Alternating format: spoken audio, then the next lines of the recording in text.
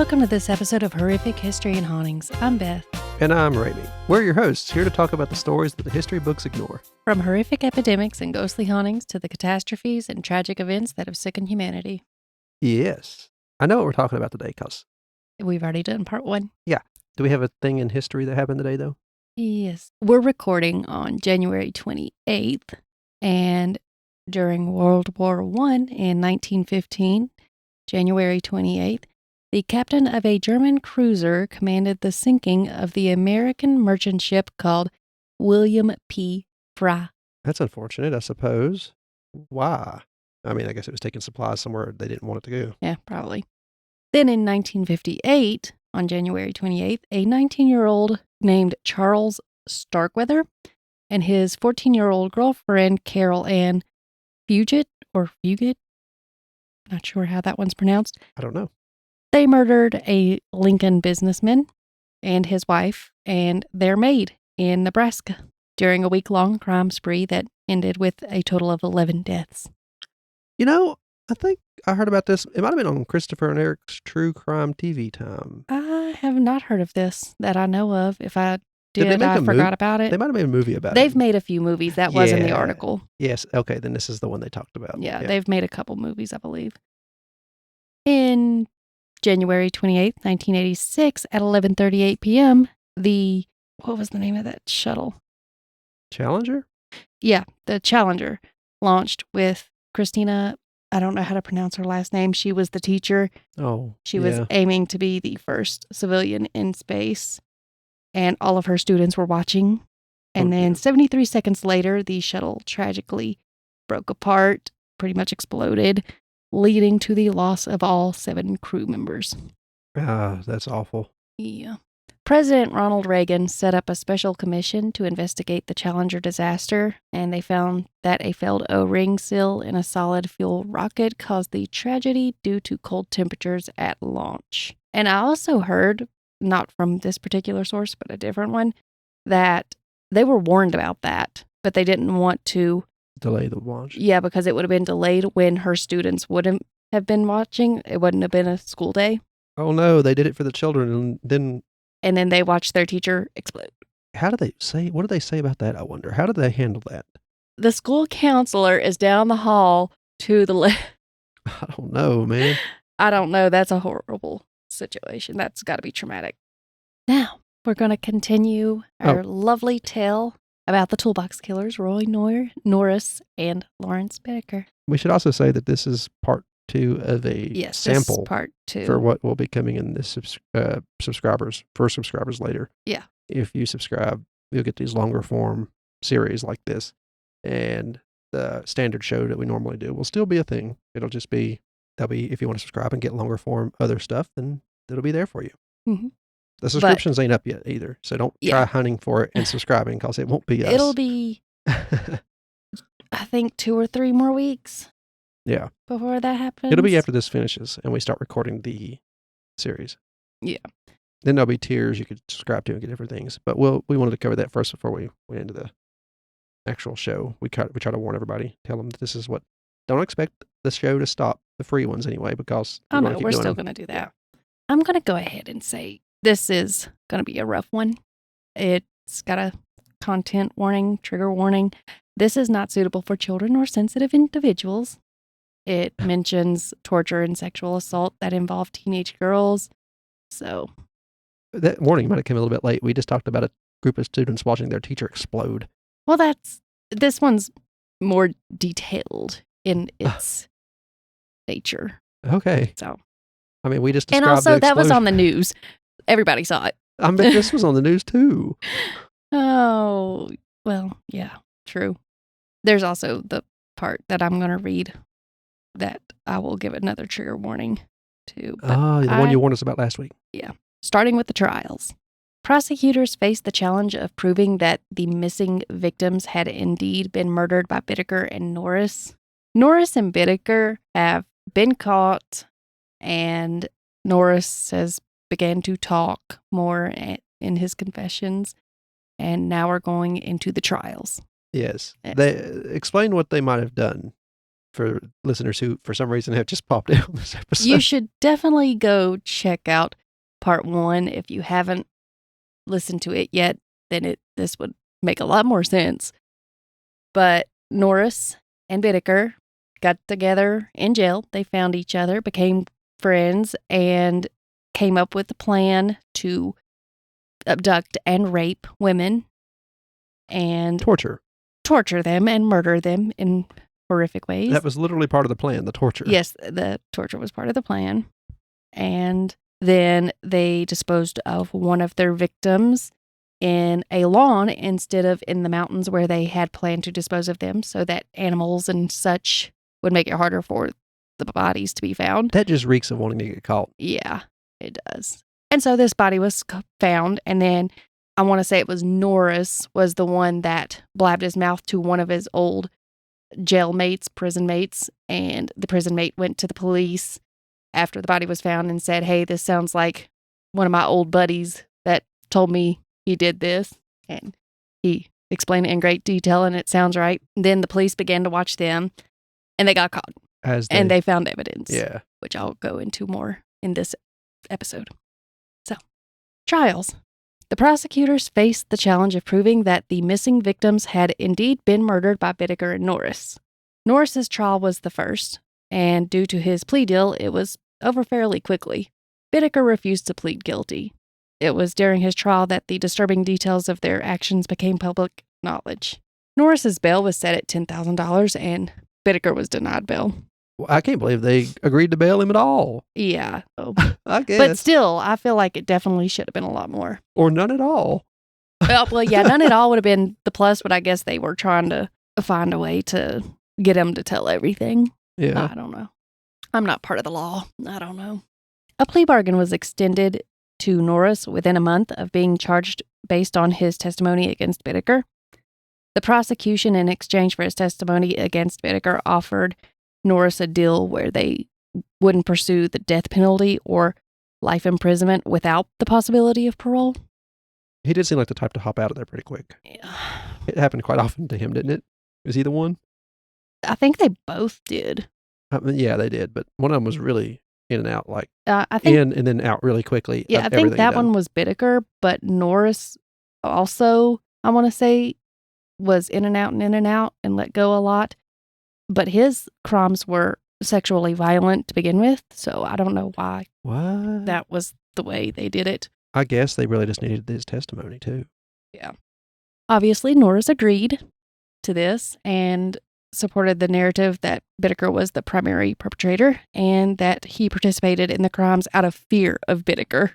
Oh, now come on. And he was the one who was already doing it before he got caught. Yeah. I mean, okay. Mm-hmm. And they just have to agree to believe him because it's part of the deal. Yep. Yep, we believe you. You wouldn't lie to us. Oh, no. Yeah. I'd make bunch of bullshit. He'd have to drive a Volkswagen from now on. No more vans. Ted Bundy drove a Volkswagen Bug. Oh. Well, it'd be harder for this guy, though. March 18th, 1980, Norris pleaded guilty to 4 counts of first-degree murder, 1 count of second-degree murder, 1 count of robbery, and 2 counts of rape. Who'd they rob? I don't know. I bet it was for the necklaces. I really don't know, because the whole time I didn't see anything. Wasn't there about necklaces robbery? or something kept? Bracelets?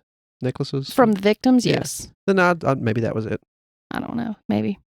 Sentencing was delayed until May 7th to allow for the completion of necessary assessments. The probation officer evaluated Norris for the court to be informed about the potential for his future parole. During this testimony, the officer revealed that Norris consistently blamed Bittaker for the torture of the victims, and that he expressed the sexual intercourse wasn't the main focus of his assaults and rapes. Exactly what it was. I don't know why he said sexual intercourse. It was rape. It was his probation officer saying that? Yes. Okay, it makes sense for his lawyer to say it, but not his probation officer. I don't know. Instead, he got satisfaction from dominating women, and he said that Norris displayed no remorse or compassion for the injuries and abuse inflicted on the victims. The probation officer's assessment characterized Norris as compulsive and inflicting pain and described him as an extreme sociopath with a depraved and grotesque behavior pattern beyond rehabilitation. I like to think that people can change, but this one No. doesn't sound like he's good He at had it. plenty of chances in prison before this. When he was out of prison, he was doing pretty good until they got in touch again, wasn't he? Yeah. Both of them were doing pretty good, yeah. Yeah. Aside from the fact that Bittaker was planning all of it and Yeah. driving around figuring things out. So He went on the long drive and came back with a bad plan. Norris received a sentence of 45 years to life with the possibility of parole, Highly unlikely. which was part of their plan. I guess we'll figure or it their out. deal, I guess. It hasn't been 45 years, has it? Yeah, it's been over 45 years. I don't remember when this happened. Well, just keep listening. We'll get there. Now going on to Bittaker's trial. This one lasted longer because he didn't plead to anything. Mm-hmm. January 19th, 1981, Bittaker's trial commenced in Torrance, California. Judge Thomas Fredericks was the one to oversee the case, and on January 22nd, Norris took the stand and initiated his testimony against Bittaker. He explained their meeting in prison at the California Men's Colony, explained how they devised... That name again. I feel like it should be named something else. It doesn't sound prison-y to me. No, it sounds like It a sounds YMCA. like a club. Yeah, like I said, it sounds like old-timey YMCA. Just where they go to smoke cigars and have a brandy. Yeah. Maybe play some pool. I don't know. The Diogenes Club. He explained how they devised the plan to abduct, rape, and murder the girls, and attempting to abduct and rape a girl alone in June 1979, but that he failed. They then decided to only work together after his failed attempt. Smart, I guess, in a terrible way. What would have been smarter is not doing all this in the first place, together or alone. You play D&D, they knew not to split the party. Yeah. Norris provided detailed accounts of each rape, attempted abductions, and the 5 murders they committed. He presented them in chronological order as well. Quite a man of detail. Yeah. He recounted the difficulty he faced in strangling Lucinda Schaefer and how Bittaker had to use a coat hanger to finish the act, and where they threw her body. During the murder of Andrea Hall, Norris recalled that Bittaker instructed him to leave and get alcohol from the store, and that when Norris returned, Bittaker had already killed her and was holding pictures of her face after informing her of his intent to kill her. He explained how they held Gilliam and Lamp captive for over 24 hours and how Bittaker killed Gilliam and both were involved in Lamp's murder. Bittaker strangled her while Norris bashed her in the head with a sledgehammer. Oh, I forgot about that one. And I want to say she was 13 or 15. Mm-hmm. Not sure. When questioned about the torture of Ledford, Norris explained that Bittaker insisted he be the one to kill her because Bittaker reasoned that Norris hadn't killed any of the others, so Norris agreed to this. Yeah. And Norris explained how he strangled her using the wire hanger and pliers that Bittaker had used on previous victims, Lamp and Schaefer.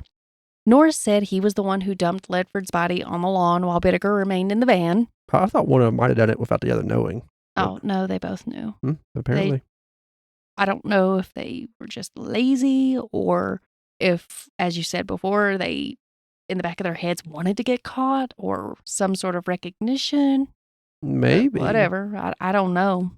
Numerous witnesses during the trial confirmed that Bittaker had shown them the same photos found in the motel room of the murdered women.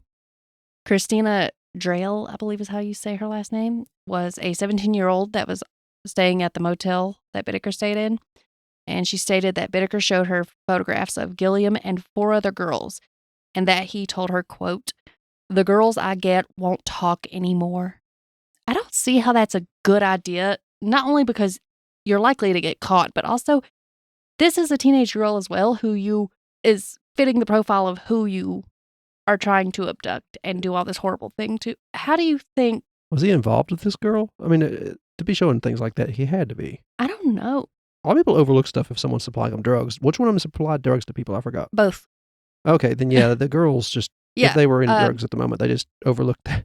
Yeah, a lot of the people, from what I understand, at that motel were into that. Well. Or they were runaways or things like that. Yeah. On another occasion, she heard a tape, presumably the recording of Gilliam's rape, played by Bittaker. And she didn't report it. No. Because that's her drugs. Yeah. That's what that's what I mean by overlook. They might still not approve, but they're not going to say anything. Or maybe she was afraid. Of course, yeah, that could have been a thing. Maybe she was afraid that what she was doing, perhaps. I don't know if she was doing anything at all, to be honest, but maybe she was afraid she would get accused of something and end up getting in trouble.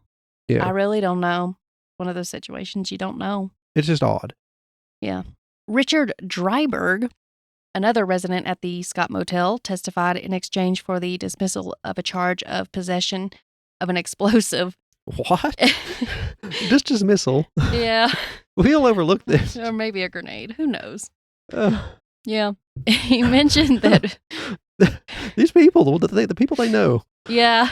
He mentioned that Bittaker showed him nude photographs of the victims and that the name Cindy was mentioned. He said Bittaker told him that Cindy had been killed, and when shown a picture of Lucinda Schaefer, Dryberg identified her as one of the girls in the photographs he had seen. He also testified that Bittaker told him about the kidnapping and killing of 2 girls on one occasion, and although he incorrectly identified Schaefer as one of them, he did correctly identify a photograph of Gilliam. An inmate who knew Bittaker, named Lloyd Carlos Douglas, testified that Bittaker provided him with detailed information about the abduction of Gilliam and Lamp, the rape and torture of Gilliam, the murder of both girls, and Norris did not mention any of the torture of Gilliam in his testimony, so Lloyd Douglas wouldn't have known this information from that. According to Douglas, Bittaker described pinching Gilliam's legs and breasts with vice grip pliers and eventually tearing off her nipple. Then he thrust an ice pick through her breast and twisted it before pushing the ice pick through her ear. I do remember that part. Which was said that caused her to scream and fall dead. Well, that would do it. Yeah. Bittaker also informed Douglas that he tortured Ledford by pulling on her genitals and breasts with the vice grip pliers and attempted to beat her breasts back into her chest with his fists. I don't know how he thought that was going to work. He clearly never went to any kind of anatomy school. No. That doesn't make any sense. What was going through your head? And he's supposed to be the intelligent one, too. He just done it because he wanted to see if it would work, I guess. Nobody's ever tried. It's hard to tell people like that what they're thinking. David Lambert, who shared a cell with Bittaker, testified that at Bittaker's request, he drew a picture of a girl on the cell wall, and Bittaker mentioned that it looked like Cindy and asked Lambert to add a coat hanger and pliers to the picture. These people just keep their mouth shut. No, they can't. Bittaker then signed it as Pliers Bittaker. He wanted to start his own Toolbox Killer nickname kind of thing, but it didn't catch on, did it? Yeah. Because if he was in jail when this is all well, being later on, said, there was a transcript of one of the interviews that Bittaker went through. Mm-hmm. And I want to say it was for some magazine. I have little bits and pieces, but I didn't put it all in here. But apparently the guards call him, it was either Pliers Bittaker or Toolbox Bittaker. This was a jail nickname derived from his stories of torturing women with pliers, and he signed autographs for other prisoners using the nickname, including one that said, "Hitchhikers welcome, females especially." Oh. And then another one. He's found a way to make extra foods and monies in jail. Yeah. Signatures. Oh, just it gets better later on when it comes to that. Another one said, "Norris did it." But now, sir, you need to get your story straight. First of all, it wasn't just Norris. Yes, he was involved, but it should have been, "We both did it. We're trash." The dastardly duo. Bad. The colonial couple. Oh. They would have been so mad because I want to say that Norris was homophobic if Bittaker was telling the truth about him in that interview. Bittaker, however, was, I want to say, bisexual, but he couldn't tell Norris.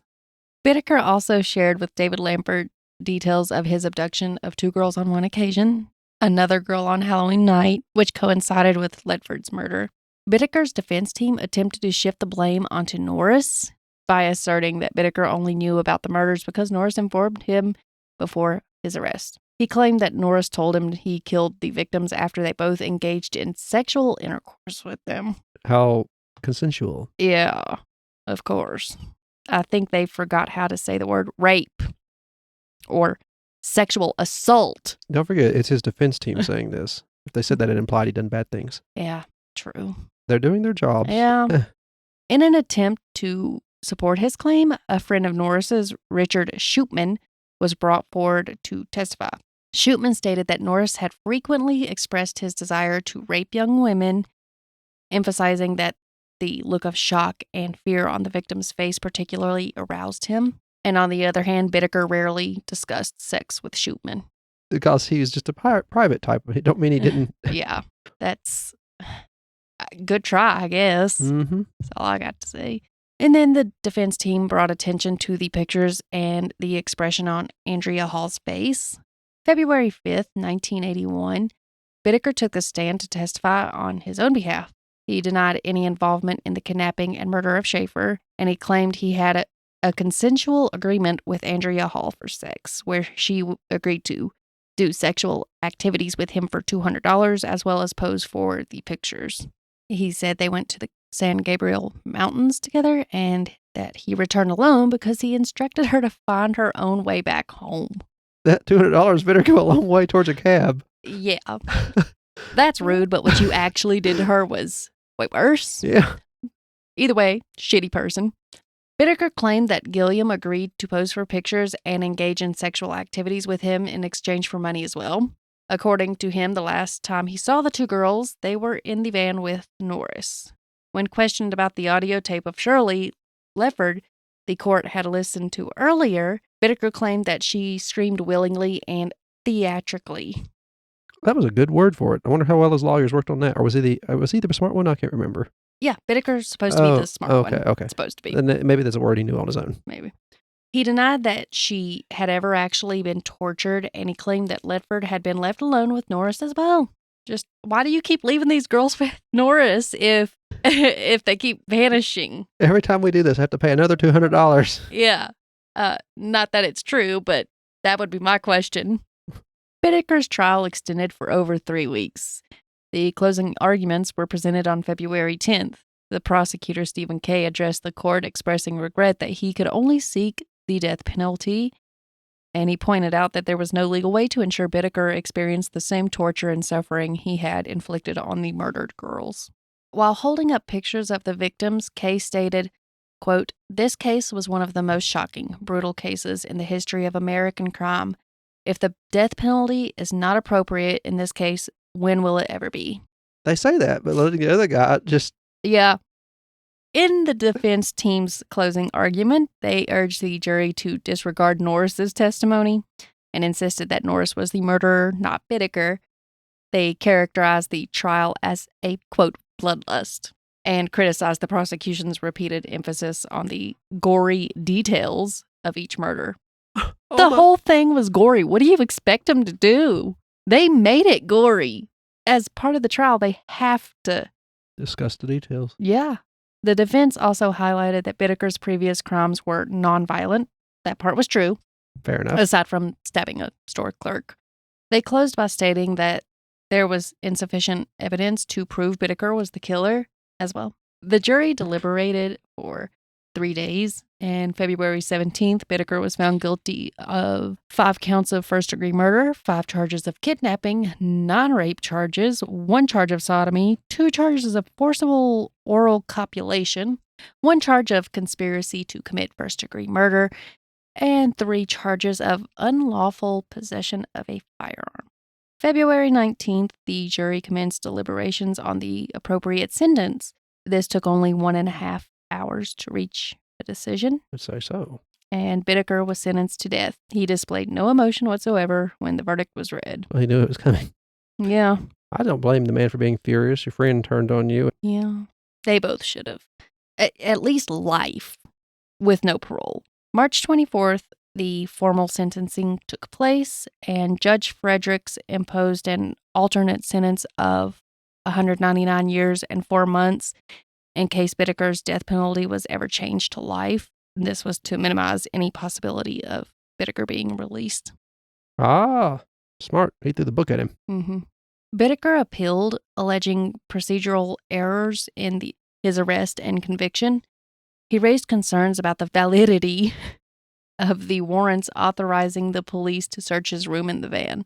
Additionally, he questioned the dismissal of a woman who was initially hired by the defense during the trial to advise on matters related to the jury's views on the death penalty. And June 22nd, 1989, Bittaker's appeal was dismissed because the court deemed the procedural errors as minor and stating that the overwhelming evidence against Bittaker rendered these errors insignificant to the trial, conviction, and sentence. There was graphic evidence enough to, I think they made the right decision. Going into more detail for the evidence, the Polaroid pictures the police found, they were concerned that the girls in the 500 Polaroid pictures could possibly be more victims other than the 5 that they already knew about. They succeeded in finding 60 of these young women in the photos alive. Yeah. Sadly, 19 are still missing and on the list as missing people. Looks like they wouldn't be on that list after this trial. Nobody. They really can't prove anything. Like the first victim, she was never found, so she's still, even though they admitted to murdering her, she's still on the missing persons list. She'll be there forever. Yeah. One of the photographs caught their attention. It was a young woman who resembled Hall Lamp and Gilliam. Despite thorough investigation, her identity is still unknown, and authorities suspect she may be another victim of Bittaker and Norris. She didn't match any of the missing persons reports, though. Huh, I wonder where she was from. I don't know, but during this time that Bittaker and Norris was committing these crimes, many young girls went missing and were never reported, especially sex workers and runaways. Yeah. Now we're going to talk about the disturbing audio recording of the torture and murder of Shirley Ledford. The audio recording of Shirley Ledford's torture and murder was found by police in the van, and it lasted about 17 minutes. During Norris's testimony, he mentioned that Bittaker frequently played the tape while driving around in the van for weeks, and that Bittaker found this recording humorous. Before playing the tape in court, prosecutor Stephen Kay warned, quote, "For those of you who do not know what hell is like, you will find out." With over 100 people in the courtroom, many cried as the tape played, including the jury. Some audience members left before it had even finished, and one of the sources that I've said that the court sketch artist was one of those who ran out of the room crying. I'm not going to say all of it, but I'm going to imply what's being said in some parts. Bittaker was smiling during the tape's presentation at his trial, which was probably not a in his great best interest. idea. Following the tape, a recess was called to allow people to calm down, and prosecutor Stephen Kay spoke to reporters outside during this time. He tearfully told them, quote, "Everybody who has heard the tape has had it affect their lives. I just picture those girls, how alone they were when they died." Then when the reporters asked him if it was appropriate to play the tape in front of everyone in the courtroom, he replied, quote, "You're darn right it should have been. The jury needs to know what these guys did." Yeah, that's fair enough. Yeah.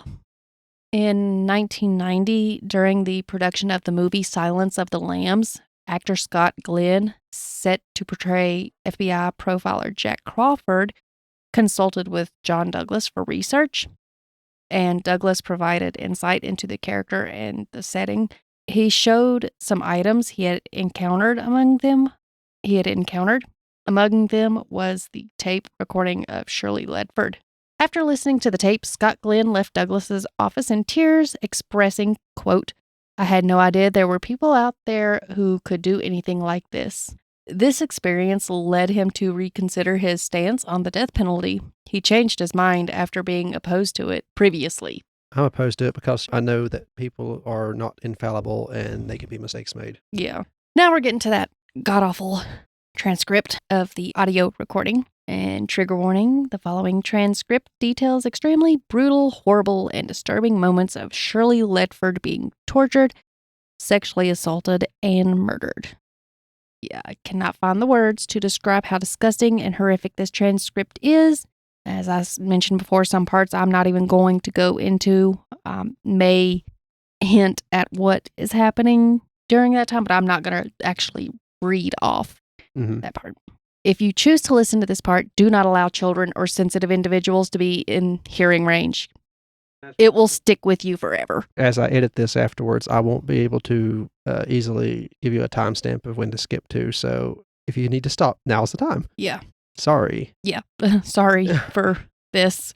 Also, I'm going to give you the title of the book. If you do decide, for some reason, you want to read this full transcript, it is on Kindle Unlimited. The Toolbox Killers, a deadly rape, torture, and murder duo. It's the Serial Killer Books, Volume 3 by Rebecca Lowe and Jack Rosewood. If you decide you want to read the whole thing, because it's actually got a lot more information as well, I would suggest you read it. Here we go. Bittaker. Slapping can be heard. Say something, girl. Huh? Huh? Ledford. What do you want me to say? Bittaker, apparently with hearing problems. Huh? Huh? Say something, girl. Don't you hit me. Huh? Huh? Ledford then begins to scream. Bittaker, say something. Come on. You can scream louder than that. Can't you? Huh? What's the matter? Don't you like to scream? And then apparently you can hear slapping sounds. And then Ledford screaming. Oh no. Bittaker, what's the matter? Huh? What's with all the huhs? That irritated me. It does get irking, doesn't it? As I sit here and have it blasted in my ears. You want to try again? Huh? Oh, no, he did. Oh. Ledford. Oh no, don't touch me. No, don't touch me. No, no, no, no, no. And just saying, obviously, I'm not putting that much character and enthusiasm into reading this transcript because I don't want to. That's inappropriate. It's just my personal opinion. Bittaker. Want to try again? Ledford. No, no, no, no, no, no, no. At this point, Shirley was sobbing while pleading with Bittaker to stop touching her. Bittaker. Roll over. Ledford. No, don't touch me. Bittaker. Slapping Shirley. Start getting to work, girl. Ledford. Don't touch me. Bittaker, start getting to work, girl. Ledford, now crying. Don't touch me, don't touch me. She might have been crying before, but that's what the transcript said. Bittaker, get to work, girl. Ledford, don't touch me. He likes repeating himself. I don't know if he likes hearing her or himself more because it just sounds to me like he likes hearing himself talk. He knows he's recording it, so yes. Bittaker, roll over. I'm not asking you, I'm telling you, roll over. Ledford's crying. Bittaker, come on, come on, come on. What are you doing? What are you doing? Ledford, huh? Bittaker, what are you doing? Ledford, I'm not doing anything. I'm trying to do what you wanted me to do. I'm not comfortable saying exactly what he said during this time. Eventually, he beats and tortures her, forces her to beg for what he wants. Oh, dear. Yeah. Bittaker, laughing at this time. Another area I'm skipping past of what he says, but in this particular part at the end, it says, if it hurts any time you want to scream, go ahead and scream. We are verging on a smutty podcast here. It's awful. Yeah. Ledford screams, oh no. And Bittaker says, scream, baby. Go ahead and scream. Scream, baby. It's clear in the recording that Bittaker is assaulting Shirley. Multiple high-pitched screams, then banging sounds can be heard that are likely the result of Shirley's thrashing around in the van in agony. Ledford screams, my God, please stop it. Bittaker, is the recorder going? Norris, yeah. Bittaker, scream some, baby. Ledford, I can't. Bittaker, scream some more, baby. Come, baby. Come on. Nobody is going to hurt you. Yes, you are, you fucking sack of shit. Turn over and talk to me nice. Love me? Why the fuck would anybody love you? Ever. Ever. Yeah. You are not worthy of any kindness, love, anybody at all being even nice to you. You don't deserve it. Okay. This is another section that I'm not comfortable reading aloud. Bittaker asked Shirley if she wanted him to perform the next thing he did to her, and her screams were heard on the tape. Bittaker, stop screaming at me. Come on, talk to me. He had just told her to scream all she wanted. Yep. Yeah. Like I said, I think he liked hearing the sound of his own voice, no matter how ignorant he sounded. Skipping a good portion of this transcript, about Bittaker doing disgusting things and forcing her to say disgusting things. And it's mostly just repeating over and over again. Bittaker, is the recorder going? Norris. What? Bittaker, is the recorder going? Norris. Yeah. Ledford can be heard sobbing, oh no, no, no, oh no, accompanied by additional banging sounds. And then Bittaker and Norris exchange positions, with Bittaker taking the wheel. And Norris didn't rape Shirley. Norris, make noise there, girl. Go ahead and scream, or I'll make you scream. Ledford, pleading, I'll scream if you stop hitting me. Norris, oh yeah. Ledford screams. Norris, keep it up, girl. Ledford screams. Norris, till I say stop. Ledford screams. The tape captured moaning and crying, along with noises of Norris retrieving a sledgehammer from the toolbox. Ledford's screams intensifies. Norris forcibly struck the sledgehammer into her elbow. Ledford can be heard screaming, you broke it. And then Norris says, I barely hit it. I barely hit it with a fucking sledgehammer. Like you said, they just like to hear their own voices. Yeah. It's just cringy. And I don't even understand why, because I still sometimes cringe at hearing my own voice when I listen to my own podcast. Oh, I edit and I never listen to it again. Simple. That's how I fix that. I like to listen to it at least once just to see if it's good or not. Not that there's much we can do if it's not. A lot of editing in this one, not just take out the jibber jabber, but I'll have to edit some of this stuff out. Otherwise, YouTube will just take the video down completely. Yeah. Ledford pleads and sobs, don't hit me again. Norris says, oh yeah. And then the sound of the sledgehammer being lifted from the van floor is heard. Ledford screams, no, no, no, no, no. And then sounds of bludgeoning make it clear with the repeated high-pitched screams that Shirley continues to scream no. Norris proceeds to strike her elbow 25 more times, causing multiple fractures. Her screams follow each strike, and although she attempts to speak, her words are not understandable. Then he probably didn't just hit her in the elbow. Or she's in a lot of pain and traumatized Oh, and shocked. Norris, how's that? Bittaker, what's going on? Norris, I was just beating her on the elbow with a sledgehammer. Sorry, with a hammer. He didn't say sledgehammer. Then it might have just been a hammer. It might have just been a hammer, and they said it was a sledgehammer. But he said just hammer. Either way, Bittaker, ah. That's what you have to say. Ah. I shouldn't laugh during this. I would have had a terrible time in I'm court. just beating her in the elbow with a hammer. Oh. Because I would laugh at the that? worst times. Because that's how I handle stress. I laugh about it. I'd get in trouble all the time in school for it. So hearing these little quirks of awkward moments occasionally in between the two men is just... Yeah, I get it. Huh? Why? Like I said, they like to hear their own voices. Stood in the mirror and then practiced what they would say. And then we as podcasters had to learn not to say and huh. And I still do sometimes. And I have to cut most of them out. Ledford screamed as Norris once again struck her repeatedly on the elbow with the hammer. And Shirley Ledford's last words were, do it, just kill me. And that's when they turned the tape off. Huh. Like they aren't going to get in trouble for not recording that part. I don't think they thought they were going to get caught. That's what I say before. You keep evidence like this, and that was some very clear evidence. They're messed up individuals. Yeah. I know other true crime podcasts like Christopher and Eric and all of them like to cover things like this. I have a feeling they didn't cover this one for a reason. My favorite one didn't cover this either, and they cover some gnarly ones. We'll have well. to cut out a lot of what we have said. Just some of that will not go on YouTube, and I'm not about to risk my YouTube account for it. Yeah. Which is fine. We didn't already cut some of it out. We'll just have to cut out other parts. If you want to hear it, it's obviously in the book, or read it. Or if you buy the audiobook, you can listen to it. We can hear somebody else say huh all the time. How about for paid subscribers when we finally do that? Because if you're a paid subscriber, it doesn't go on YouTube, right? No. Okay, well, how about paid subscribers can get the uncut version? Okay. That way, YouTube won't be a bitch, which I could understand why YouTube wouldn't want this.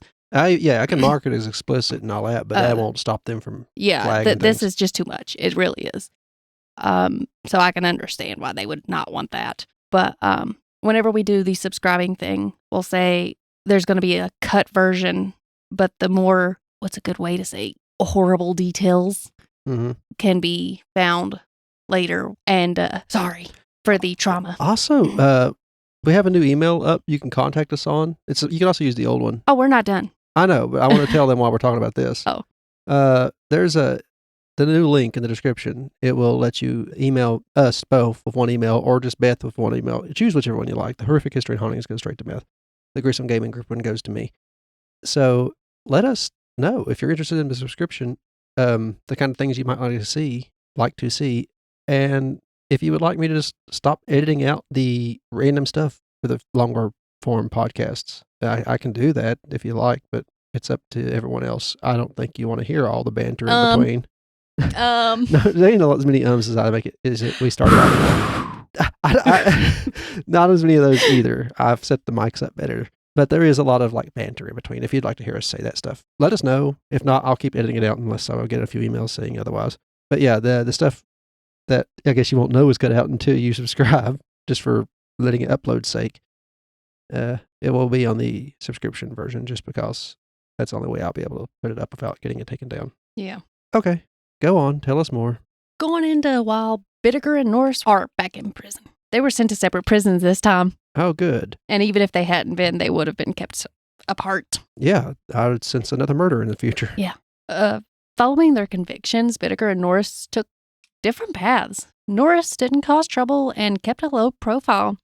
This was probably because he didn't want to risk losing his possibility of parole one day. He seems good at it anyway. Yeah. That's how he always kept getting out, wasn't it? I really don't know. Probably. While awaiting an execution on death row, Bittaker filed numerous appeals and claims against many people, including the warden of the prison. He participated in several interviews as well and gladly answered moronic people considered fan mail from his supporters. Moronic, that's the word I'm looking for, right? Why would you be a fan of someone like this? Between a sentencing in 1981 to 1995, Bittaker had filed over 40 legal actions. Among his numerous claims, Bittaker even filed a complaint alleging cruel and unusual punishment. You don't want to know why? What this was over? Why? This cruel and unusual punishment? Cold food? It was over a broken cookie on his tray. Oh, it was even worse than You're cold. lucky you got a damn cookie. You were only cookie should be a reward. You don't deserve a reward. Somebody needs to take your damn broken cookie away. You get bread and butter with no. Let them eat cake. Moldy cake. A couple of theories as to why he filed so many complaints was that he was bored. Let's hope so. A desire for control and manipulation, because many serial killers with high IQs feel the need to be in control constantly. I'm wondering if that's even an IQ thing or if many of them just in general want that. Or maybe he was trying to delay his execution somehow by doing this. After years of being bombarded with Bittaker's ridiculous appeals or legal actions, the courts had had enough and they invoked the concept of vexatious litigation. Stop trying to vex us with all your numerous lawsuits, sir. I didn't know what it was, so I looked it up. It's a legal mechanism to stop individuals who misuse the legal system for harassment or foolish claims. Bittaker's ability to file lawsuits and appeals became restricted, and they required prior approval from a judge or a lawyer from that point forward. And I'm assuming they probably stopped at that point. He was sent to San Quentin, by the way. Oh, I've heard of that. Yeah, San Quentin death row, which I'm going to talk a little bit about. It's located in San Francisco, as most probably know. San Quentin was opened in 1854. It's the oldest operating prison facility in California. And there was a fun little fact I learned while looking into this.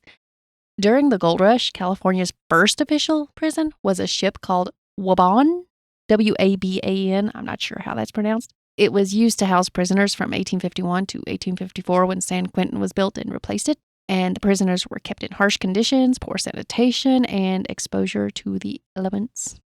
It doesn't sound like a great place. No, it was a temporary thing. Well, how many people could possibly fit on it? And it said that some of the prisoners, also helped to build San Quentin. Anything to get off the ship. Yeah, just a fun little fact. San Quentin State Prison is the only correctional facility in California with a death row housing unit. California still has a death row. Yes, but their executions are on hold. Initially, hangings were used to carry out a death sentence. In 1942, the gas chamber became the primary method, which was replaced in 1996 with lethal injection. 2006, California's executions were temporarily stopped. And as far as I know, they still are. And this is because of legal challenges. And one source said there was a lack of available drugs necessary for lethal injections, but I really don't know. That's why the Alabama did the same thing. They just switched to a different source, though. Well, I don't know if that's California's thing or if it just happened to mix Alabama and California together. Well, the pharmaceutical companies that were making these things were getting a lot of flack for charging too much to cure people and then charging the state too much to kill people. Not just that, they were getting a lot of flack for killing people pretty much. So they stopped providing them lethal drugs, and now the states had to figure out what else to do. Well, the cells in San Quentin are barely 5 paces long and 2 wide, and they contain a sink and toilet, which causes them to be more cramped. They serve as the basic living space, sleeping, eating, bathroom. Everything you needed to keep you alive for a few years. Alive, but not happy. Death row inmates at San Quentin can also earn limited privileges through good behavior. These include access to TV, CD players, acoustic guitars, as long as they don't disturb others with the noise. Guitar shouldn't be a thing then. And I feel like can be used as a weapon. I don't think it should be. You can bop somebody with that. Bop, bop, bop. I've played many a bard that could do Well, I that. guess it wouldn't sound like bop. It'd be ting, ting, ting, maybe. Yeah. Well-behaved death row inmates may also spend 6 hours a day in the yard for fresh air. The use of exercise equipment and basketball is out there. The alternative spaces that prioritize safety are available for inmates who are not allowed to socialize. These are cages measuring 10 feet by 4 feet in the outside area. We need to do a whole podcast about prisons. Yeah. It'd be a series. It's on my list. It'd be a huge series, actually. It would. Because we got to decide if we're going to include political prisons in places like parts of Cuba and stuff like that. I've got a few prisons and jails on my list, but there's many more that need to be added. I just kind of get the ideas. And some of those can involve hauntings. Can involve what? Hauntings. I think that's what most of mine have on my list. Bittaker's attempts to profit from his crimes made him an unpopular inmate in San Quentin. Listen to this, though. He tried selling autographed autopsy reports of his victims. My question is, why did he have those? The state has to hand over all evidence to the criminal? To the one who did it? To both the lawyer, and the lawyer can hand it to him. That should not be allowed. Inmate Michael Hunter wrote an article in 1995 for the Orange County Magazine, and it said, quote, "Almost without exception, with their exploitation of their victims for dollars is loathed and considered filthy lucre." I don't know if that's how that's pronounced, but that's how it said it was pronounced by the men here. Yes, there are different degrees of hell, and Bonin and Bittaker are, for the most part, treated as pariahs. Having a life sentence with the possibility of parole after 30 years, Norris could have been considered for parole in 2009, but he chose not to attend the hearing and stated that he hadn't outlined a plan for his potential release, like where he would work or live, and his absence led to the denial of parole, which meant he would have to wait an additional 10 years before another hearing, which would have been in 2019. Yeah. He served his sentence in Richard J. Donovan Correctional Facility in San Diego County, California. I know nothing about that place. Nope. While the cells were originally designed for 1 prisoner each, overcrowding led to many cells holding 2 prisoners. Bittaker was interviewed by Jamie Schramm for Bizarre magazine in 2007. When he was questioned about watching the movie Silence of the Lambs, which used Bittaker's case for research, he responded, quote, "I've seen bits of it, but those kind of movies don't appeal to me. I have no interest in murder mysteries or sexual assault mysteries. I can't relate to that movie. It's too wacky." When questioned about his motivation for the crimes, Bittaker responded, quote, "I'm going to tell you the truth. My psychosexual development stopped when I first got incarcerated at 16. I've spent 40 of my 65 years in jail. It destroyed my social and sexual development. I never had a normal upbringing. I don't hate women. I can't understand raping an 80-year-old woman. You're raping someone who's unattractive. Something is screwy about that. But I can understand the rape of an attractive girl who turns you on. I love girls, young and attractive. My fantasy is a girl screaming, But because of pleasure, that audio tape tells me otherwise. My whole life, I had no woman who loved me because you acted horribly. And that's what I wanted so bad. That's why I took the girls into the mountains. That's not how you get love, dipshit. Bittaker responded when asked about what happened during Lamp and Gilliam's murders. Quote, Roy was the one who got excited about having sex. I kind of stumbled into it. Technically, it was rape. They were snatched off the street and tied up. But we treated them well. We partied with them, gave them food, smoked marijuana, and drank. Given the circumstances, it was the most friendly situation. I'm the local friendly rapist. He's had too much time to sit around and think. Yeah, I'm the local friendly rapist. Okay, sure. Wow. I beg to differ, but I'm sure your families of your victims also think otherwise, but you just keep being delusional. What a odd thing to say. Yeah. He really enjoyed this. Wasn't even the only interview. He had many interviews. He also mentioned being neighbors with Richard Ramirez while in prison for a while, and that he traded autographs with him. When questioned about feeling remorse for killing the girls, he responded, yes, yes, yes. How many times do I have to tell you? Nobody is going to believe it. I'm not happy I got caught. Dude, that's not remorse. That's just, I'm not happy I got caught. He even said it. Yeah, that's not remorse. But alrighty. A little bit about Bittaker's It's a regret, not a remorse. Yeah.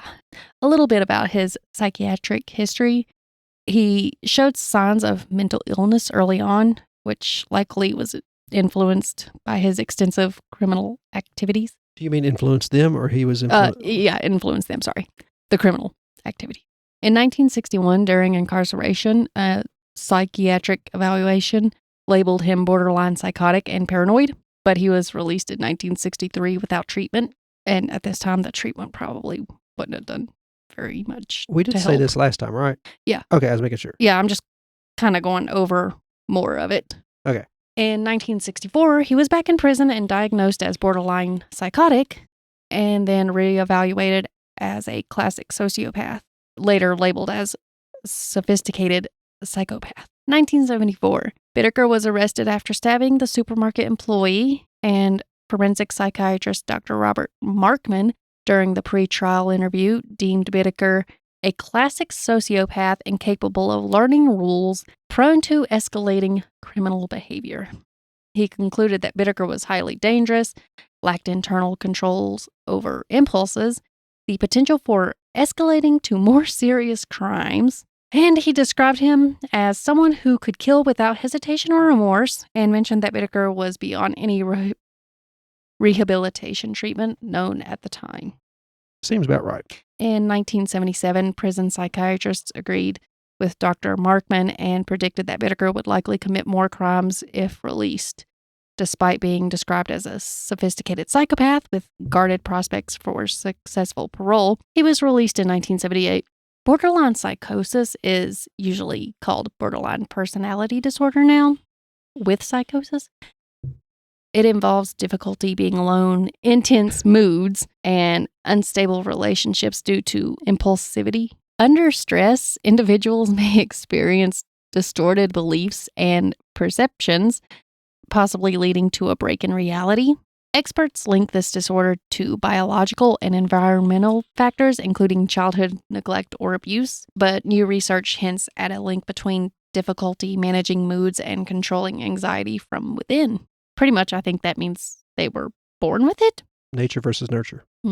Some of the symptoms are difficult and unstable relationships, self-destructive behavior, impulsive behavior, poor self-image, self-mutilation, suicidal attempts or threats, extreme mood reactions, fear of abandonment, and feelings of loneliness or emptiness.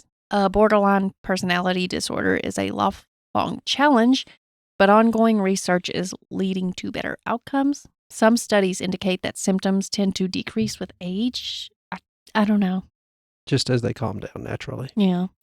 Maybe they just don't have the energy. Many individuals with this disorder see significant improvement in their symptoms and overall quality of life with appropriate treatments. Yeah. Makes sense. The differences between psychopaths and sociopaths is both lack a strong sense of right and wrong and struggle to empathize with others. The key distinction lies in conscience. Sociopaths generally have a weak conscience, feeling some guilt but not enough to deter the harmful behavior, whereas psychopaths lack a conscience entirely and show no remorse, though they can pretend to feel guilty if it serves their agenda. Both lack empathy, but psychopaths exhibit even less regard for others' feelings and view people as tools for personal gain. Psychopaths are more challenging to identify than the sociopaths. They often possess charm and intelligence and excel at pretending emotions and interests.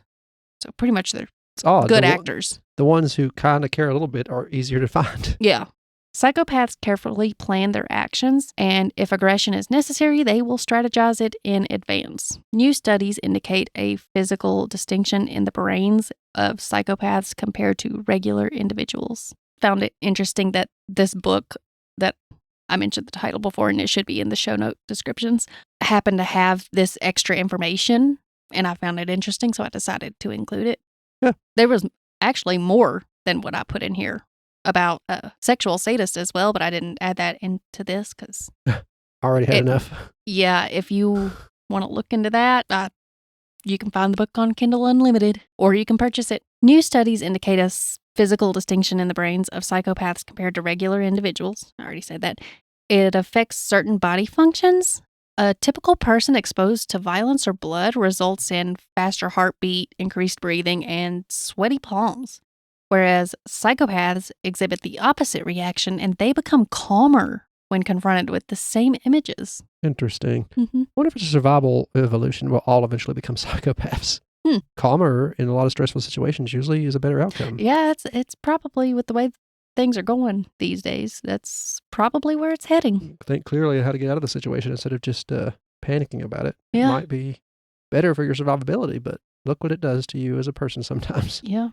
Back to the old savage days where skinning people alive is appropriate punishment. It's called flaying, I believe. Yes, flaying, that's the word. Going into Norris's psychiatric history, he was diagnosed with a severe schizoid personality during his time in the Navy, which led to his discharge due to the seriousness of the condition. Also, he started attacking women. This was probably made worse due to his substance abuse. Schizoid personality disorder involves limited emotions, social detachment, difficulty forming close relationships, and typically appears in early adulthood. Individuals with this disorder often become loners. They prefer jobs where they get to be alone, obviously. And despite struggling with human connections, they can form strong bonds with animals. Am I a sociopath? I thought you said schizoid. Is that what I said? Yeah. Oh, yes. Am I schizophrenic? I don't know. Maybe the whole family is. Oh, that's horrible. Every one of us prefer to be alone. Or with animals. Mm-hmm. Oh, darn. They tend to daydream excessively while staying connected to reality, and symptoms are they don't want relationships even with their relatives. They take pleasure in very few, if any, activities. They appear detached and distant and avoid socializing, which I don't blame them for that one. They enjoy activities where they can be alone, and what's wrong with that? Those are the best kinds of activities. They don't really care about what people say, whether it's good or bad. To me, that sounds like a great way to stay happy or at least at peace. Sticks and stones and all that stuff. Yeah. And they're emotionally distant and show little change in mood. I relate to quite a few of that one, sadly. Yeah, me too. Which makes me wonder. Yeah. We never do go to counseling, so it's hard to tell. Yeah. Maybe we'll get a sponsorship for that counseling app. I've looked into it, and even with the discount, I still can't afford it. And that's the only one I would do because I'm too terrified to go in person to talk to someone. I tried it once and I went to one session and then I ran away by the time the second one came around, and I went to the river. I was like, no, I can't do it, because they told me I couldn't bring mom back in. And I was like, then I ain't doing it. I can't. It's terrifying for me. So I would much rather have someone I could preferably message, but if necessary, I guess have a phone call with. Well, Otherwise, it's just not happening for me. There's psychological phases in serial killing. Psychologist Joel Norris conducted 500 interviews with convicted killers. In 1988, while working on defense teams for serial killers, he identified and described psychological phases. The aura phase, first phase that involves a withdrawal from reality. The senses are heightened. They can last from moments to months. It's often initiated by a pre-existing fantasy, which may have been active for years, and killers will usually self-medicate with drugs or alcohol during this time. Then there's phase 2, the trolling phase. It identifies and stalks intended victims. For example, Ted Bundy faking an arm injury to get a woman to help him load items into his car. Mm-hmm. I feel like this phase 3, could have been named something different. It's called the wooing phase. And that just makes me think romantic, and this shouldn't be romantic. Not at all. But I also couldn't think of my own word for that to make it less romantic. There was a Crushing? grooming, but when you say grooming, I think of children, and some of these don't involve children. So I really don't know, but I really think they should find another word for that. This is the phase where they gain the victim's trust before leading them into the trap to kill them. It's exactly what wooing is, besides the killing. So No, I feel like wooing is supposed to be romantic, not kill them. Yeah. Anyway, then there's the capture phase. It's when the killer has successfully captured their victim. The murder phase, which is the ritualistic reenactment of a traumatic experience from the killer's past, but the roles are reversed. I think it depends on the serial killer. Yeah, it sounds like it's reaching for something. Yeah, I think this one depends. Phase 6, the totem phase. Collecting things?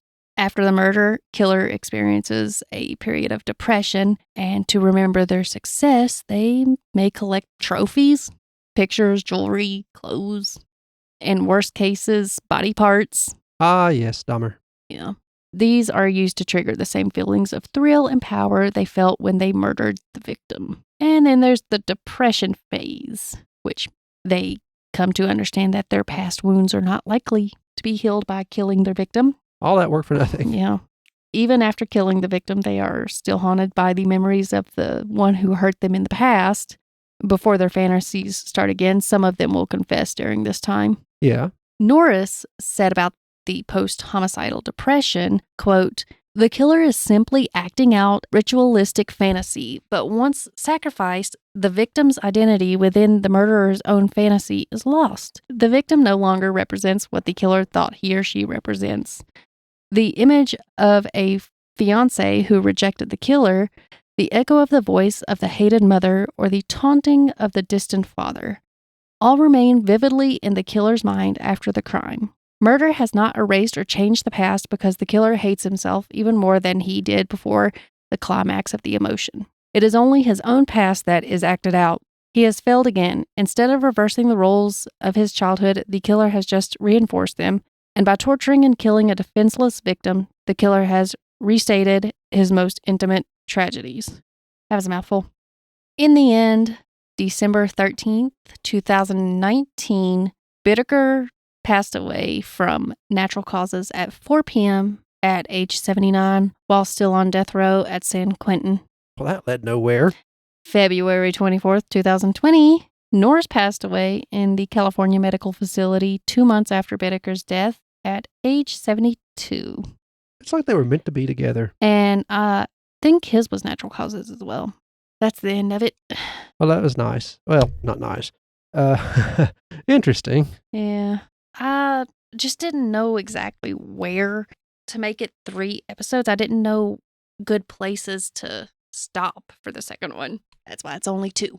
Well, this is your sample. We'll go back to normal things next week and then start working on the subscription stuff. And we'll wait a few days to see if any emails come in about ideas for editing or unediting certain things. It's up to you to let us know. Or otherwise, we'll just continue editing as usual. Oh, apologies. I realized the email we've been giving you had not been showing up in the link tree. So I fixed that. The description will not have proper emails. I just never thought to test it. My bad. There's 2 there now. Feel free to reach out to either one. Just say who you want to talk to. Like I said, there's a link in the description. There's a link tree link. It'll take you to all of our socials, YouTube channel, Twitch, and all that stuff if you want to see us anywhere, do anything. Check us out there. Reach out there. If you don't want to send us an email, the emails should be directly in the description, though, under the link tree link. Anything else for you to say, Beth? No, I think I've said enough for this. All right. Well, thank you for listening. I've been Ramey. And I've been Beth. And this has been HH&H. Bye-bye.